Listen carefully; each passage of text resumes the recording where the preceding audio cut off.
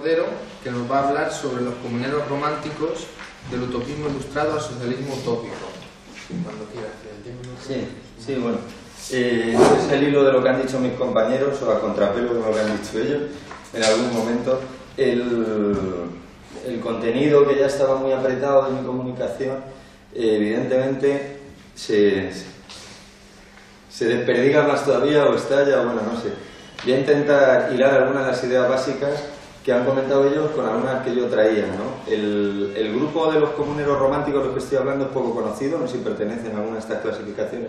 como has usado tú antes, Santiago, a un grupo extravagante o no era tan extravagante. Sí, el caso es que en la época incluso intelectuales conocidos hacen muchas alusiones a Padilla, a los que se llaman hijos de Padilla, lo que hace esta asociación y tal. Pero cuando yo he indagado en eso, que me interesa mucho siempre el pensamiento comunero, tanto el del siglo XVI como el de después, como incluso sus ecos en otras tierras, en otros momentos históricos, uno parecía que se encontraba sencillamente con un grupo de gente que estaba defendiendo el artículo de la Constitución que se refería a la soberanía nacional exclusivamente, ¿no? Luego, cuando rastreas en la biografía de algunos de los más importantes de los representantes, pues encontrar otras cosas bastante más jugosas, ¿no? Bastante más jugosas. Y sobre todo lo que yo me he encontrado, lo que venía aquí a plantear, es que los esquemas que se utilizan y que utilizamos los que somos profesores de secundaria habitualmente para enseñar esto, los esquemas divulgativos, creo que tienen una dudosa utilidad y sobre todo crean mucha confusión. Entonces yo quería aprovechar este segundo centenario, esta ocasión, para cuestionar alguna de esas ideas, ¿no? Y la primera es que se mete, yo creo, en el mismo saco a grupos que no solamente no eran los mismos, sino que eran enemigos. Se estaban metiendo en el mismo saco a la oveja y al lobo, ¿no? En la parábola esa de Franklin, de Benjamin Franklin, que supongo todos conocéis. El meter en un mismo grupo a comuneros, masones y carbonarios, como se hizo en aquella época, lo hacía, claro, la redacción fernandina como una muestra yo creo, de la poca capacidad analítica que ha tenido la derecha, sobre todo la derecha española y la derecha absolutista, para meter todo en el mismo saco, ¿no? Y entonces querer descalificar, igual que vemos en el contexto de la posguerra, masones junto a un socialista, anarquista, todo lo mismo, ¿no? Si uno se pone a ver despacio, se encuentra con que son lo contrario, ¿no? Se encuentra con que los representantes de la masonería, los anilleros, los que llevan un anillo de oro para distinguirse, son esencialmente oligárquicos, son gente que no quiere que entren en sus logias, ni siquiera los suboficiales del ejército, y mientras nos encontramos a los comuneros que están defendiendo todo lo contrario, ¿no? Están defendiendo la participación de las mujeres, están defendiendo en cuanto a la opinión pública, que más que la opinión escrita es importante la opinión hablada, las reuniones, las asambleas, un poco en la línea jacobina que tú estás comentando, y con una actualidad famosa, ¿no? No quiero aburrir con cita, ni siquiera incluido bibliografía, pero podéis encontrar en 1811 a un tipo que escribe un libro que se llama El Robespierre español, tal Fernández Sardinó, que dice: el pueblo, aunque da interinamente a sus representantes los poderes de su soberanía, nunca jamás se desprende de ella. Está planteando ya el tema de la soberanía no alienable. Y 3 años después, en el Correo de Victoria, os podéis encontrar con una referencia a la opinión pública donde dice algo tan actual como lo siguiente, hablando de las cortes que todavía siguen en Cádiz, dice: se despoja por ventura el pueblo de la soberanía, refundiéndola exclusivamente en sus representantes. Una pregunta retórica, evidentemente está diciendo que no. Y la siguiente interrogación, por si todavía no queda claro, dicen, también retóricamente: ¿serán válidas las deliberaciones de un congreso que se opongan a la voluntad general de los demás ciudadanos? Es decir, sobre las ideas rusonianas,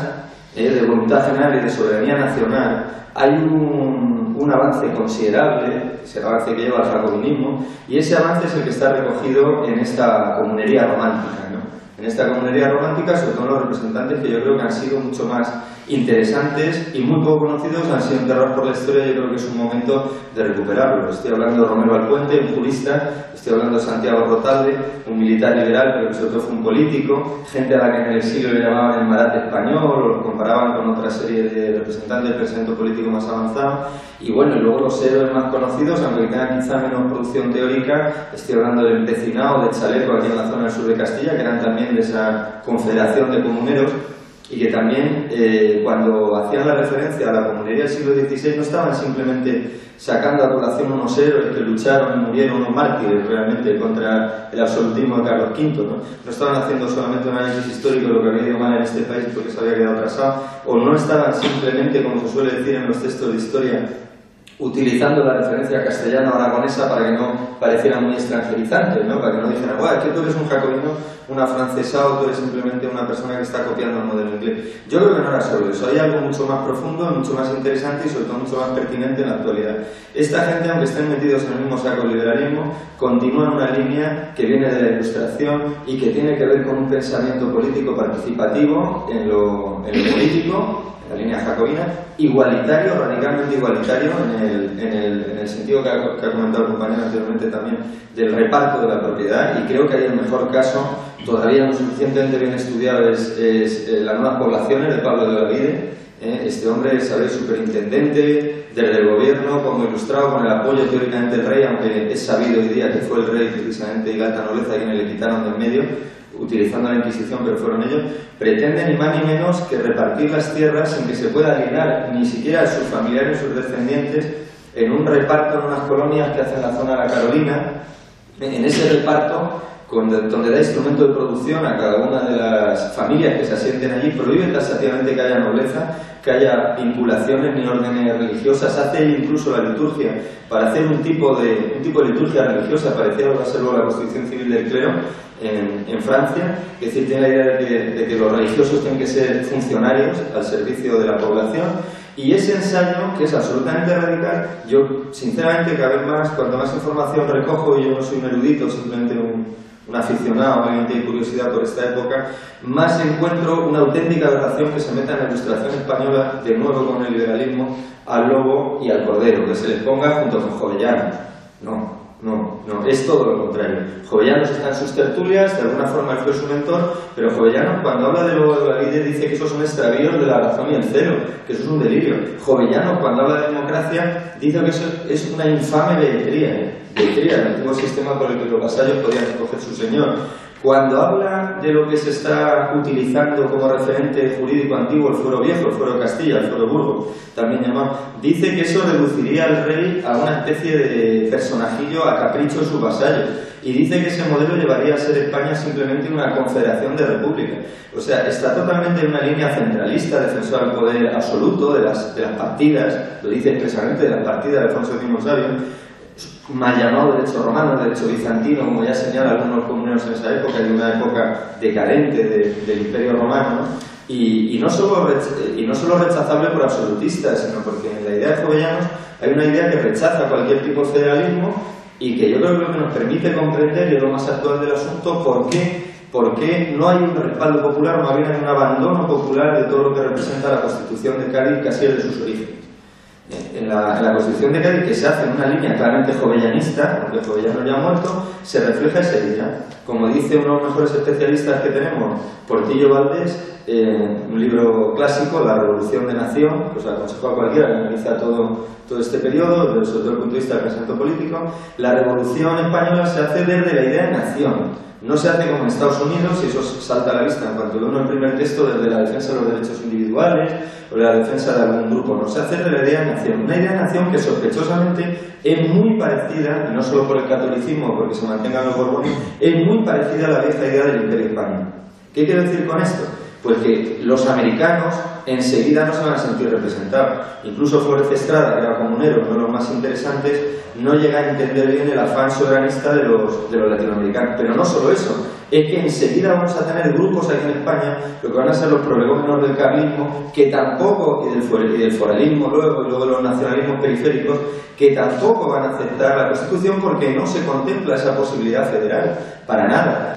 Se refiere a esa organización municipal que él cree, aunque él sea un precursor del liberalismo, él cree que hay que fomentar, y que hay que fomentar a través de una fiscalidad progresiva, como los jacobinos, y que hay que fomentar a través de que esos ayuntamientos tengan cada vez más propiedades y no se ocupen solo del orden público o de la recogida de basuras o de defender las calles, sino que tengan incluso un papel central en la recogida de impuestos o en la redistribución de la renta, ¿no? Entonces, tradicionalmente, casi todos los pensadores que han estudiado en España el pensamiento político de esta época dicen, bueno, la rentería y estos se asustaron luego de la revolución y echaron para atrás, y por eso su hijo era ya capitán de los voluntarios realistas. No, yo hago una lectura muy distinta, que es a la que os quiero brindar, no sé si estaré equivocado o no, pero por ahí me ha llevado mi curiosidad estos últimos años. No es rentería el que cambia, es Cádiz y son los jovellanistas los que traicionan esas ideas más interesantes de la Ilustración. Rentería, si hubiera visto, se murió antes, ¿no? Pero si hubiera visto lo que se hace con la desamortización, pues se hubiera espantado, porque la desamortización, como todos sabéis, es todo lo contrario. Es anular prácticamente las propiedades municipales, dejar a los ayuntamientos sin dinero, sin riqueza, no sin ningún poder económico que sostenga una cierta autonomía política, ni siquiera social, ¿no? Entonces, como la línea que triunfó fue la línea jovellanista, la línea que triunfó entre los liberales fueron los más llamados moderados, o sea, todo el pasteleo de los Martínez de la Rosa, Duque de Rivas y demás, que traicionaron muchas veces, incluso personalmente, a los comuneros, y la prueba es que Riego acabó ahorcado, el empecinado acabó ahorcado, Chaleco acabó ahorcado, los otros acabaron exiliados, y de luego unas posiciones, salvo en el caso de Flórez Estrada por su curso de Economía Política, que es un referente español en otros lugares, se quedaron unas posiciones de pensamiento político marginales, enlazando ya, que será el título de mi ponencia, con lo que será el primer socialismo utópico, pero en el fondo manteniendo la misma línea. Es decir, mi idea en ese sentido, muy clara, la tengo expuesta en mi ponencia, es que hay que ver más esa continuidad cronológica desde la Ilustración, por lo menos, hasta el socialismo utópico, que, como insisto en mi ponencia, no es un hermano menor como lo ha querido hacer el marxismo, si es que el propio Joaquín Costa nos ha quedado también enterrado en la historia. Y creo que, sin embargo, triunfó un modelo de nación que se parecía mucho, como os estaba diciendo, al antiguo imperio, donde la participación no está recogida, y ese sigue siendo el problema actual. Hay un inglés, Charles Irdal, que mal traducido su título, bueno, lo han traducido de una forma muy significativa al castellano, su historia de la España contemporánea la llama la quiebra, más bien debería ser el fracaso del liberalismo. ¿Por qué fracasa el liberalismo? ¿Por qué quiebra el liberalismo español? Pues porque no hay participación. No hay participación de las nacionalidades históricas, no hay participación de los ayuntamientos a nivel local, y no hay participación de la población en general.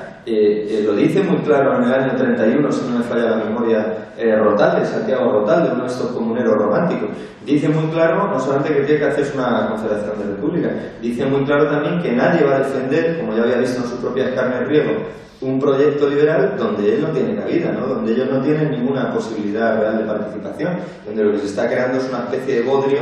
que no se sabe si es una monarquía con tintes republicanos, si es un sistema que mantiene algo de la aristocracia, aunque ya hay entrada de algunos elementos burgueses. Arroyada, había dicho ya en la Ilustración, había hablado de un almodrote, ¿no? Que es una palabra que yo ni conocía antes de leer, una especie de bodrio, una salsa, una componenda, un pastelero, ¿no? Donde se recogen ciertos elementos, pero no hay una claridad, porque no se quiere dejar participar de la base. Es decir, el principio de soberanía sencillamente no se respeta, no se respeta. Y cuando tuve la obsesión con la que los comuneros románticos gastan sus energías en insistir en el principio de soberanía nacional, dices, qué pesados estos tíos que insisten tanto, si está muy claro. No estaba tan claro. Se decía, pero no se hacía. Y tú lees a Antonio Alcalá Galiano, o ves los discursos o la vida de Argüelles, ¿no? Y sus decisiones políticas, y son gente que la soberanía nacional era solamente para acabar con el absolutismo, pero que realmente no creían en soberanía. Defecto, y termino ya, el defecto, la parte romántica, ¿no? La parte romántica, evidentemente, sí que son deudores de su época, y todos estos pensadores, creo, como la línea general de la historia, es otra de las consideraciones críticas que me gustaría aprovechar esto para hacer, han dejado como un hermano menor la Ilustración y han elevado los altares de la historia del romanticismo, una historia mucho más heroica, como dijo ya Rousseau, sobran héroes y faltan ciudadanos, ¿no? Yo creo que la visión ilustrada, la visión de la ciudadanía es mucho más interesante, y creo que uno de los defectos genéticos también de la izquierda española es precisamente estar demasiado teñida de liberalismo romántico, de romanticismo, de héroes, de mártires, de luchas, de clandestinidad, de secta, de masonería, y muy poco de ilustración, cuando la ilustración en casi todos los terrenos, el cosmopolitismo, la visión ciudadana, estoy hablando de ilustración esta igualitaria, ¿no? La Ilustración no jovellanista, la que perdió, pero esa Ilustración tenía una visión de la revolución mucho más constructiva, no quería gastar sus energías en estar todo el día defendiéndose, en estar todo el día haciendo clandestinidad, sino en la medida que dejase el poder, o incluso asociado con el poder, intentar hacer una serie de transformaciones positivas que en último término llevasen a lo que ellos pensaban que tenía que llevar la política, que es la felicidad de la gente.